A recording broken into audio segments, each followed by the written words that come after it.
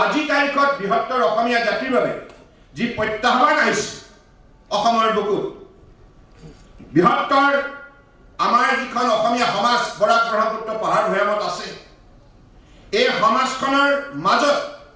আমি একতাৰ বান্ধোনেৰে যদি বান্ধ খাই থাকো আৰু সমন্বয়ৰ দ্বাৰা শক্তিশালী হৈ আমি আমাৰ বিৰুদ্ধে যিবিলাক ষড়যন্ত্ৰ চলি আছে অবৈধ বিদেশী ইয়াক প্ৰতিহত কৰাৰ বাবে আমি সকলোৱে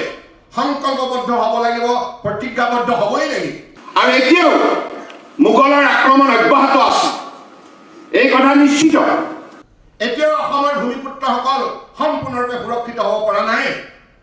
গতিকে সেইবাবে আগন্তুক দিনত আমি সকলোৱে মিলি এই বিদেশীৰ বিৰুদ্ধে যুঁজ দিলেহে অসম সুৰক্ষিত হ'ব এতিয়াও আমি বীৰ লাচিত বীৰ চিলাৰায়ৰ আদৰ্শৰে সকলো জাতি জনগোষ্ঠী ভাষাভাষী ধৰ্মৰ লোকে আমি ঐক্যবদ্ধভাৱে মিলিত প্ৰচেষ্টাৰে এই মোগল আক্ৰমণ প্ৰতিহত কৰিব লাগিব তেতিয়াই আমাৰ ভাষা আমাৰ মাটি আমাৰ কৃষ্টি আমাৰ সাহিত্য সুৰক্ষিত হ'ব